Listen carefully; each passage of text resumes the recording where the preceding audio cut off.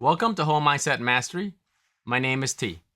Today, I'm going over what I did for my sleep and the food for my 60 days transformation, where I lost 23 pounds. The first several episodes, I show you what I did for my strength training and my cardio days. Today is the most important. It's sleep and food. Because no matter how hard you work, how many workout, how much you lift, if you don't provide your body enough rest for it to recover or enough nutrient for your body to repair and grow, you are working against an uphill battle. There's a saying that you cannot outrun a bad diet. I would add a bad night's sleep as well.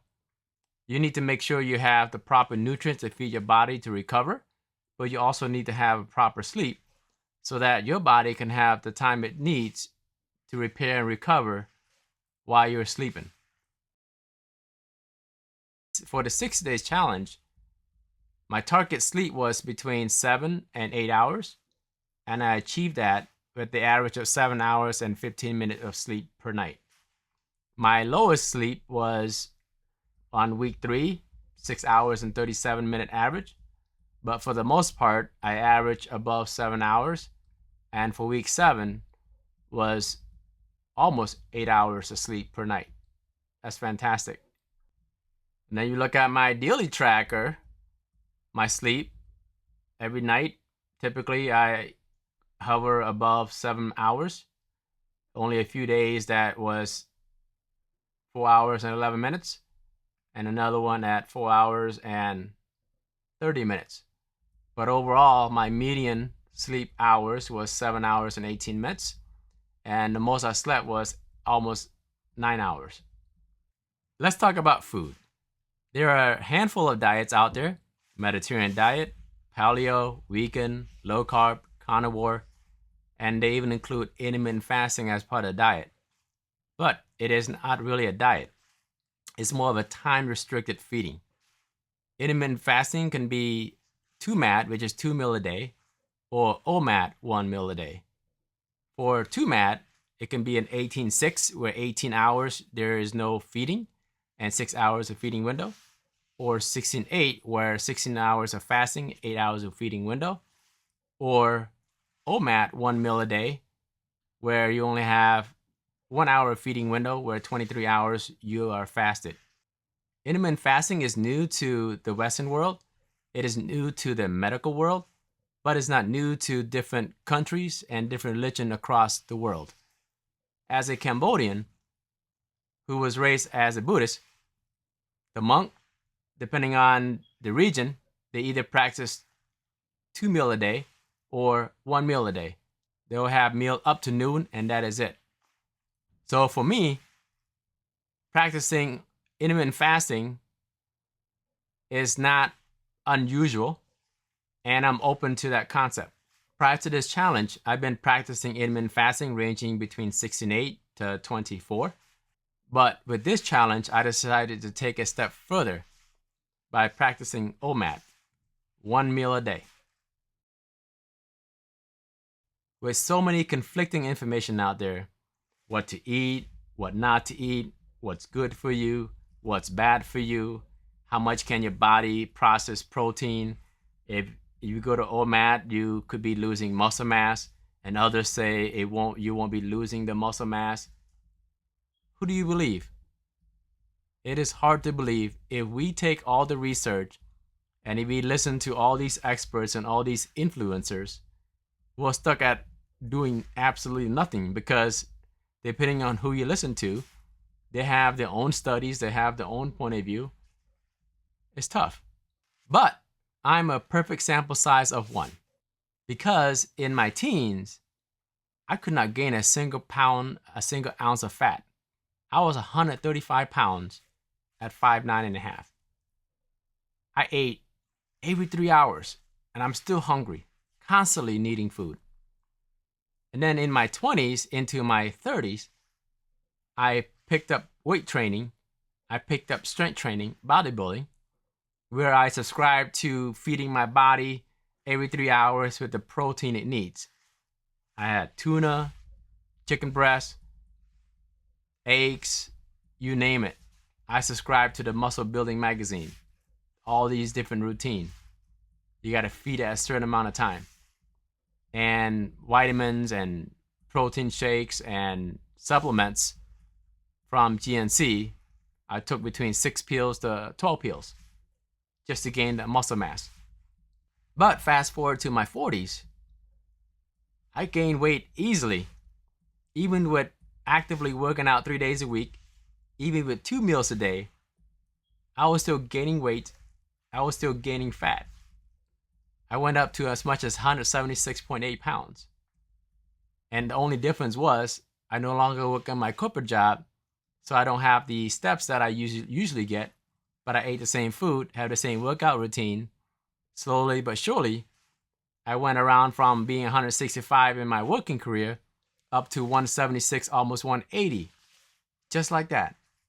I'm not here to say who's right, who's wrong, if intermittent fasting is right for you or not right for you, if spacing protein intake is right for you or not right for you.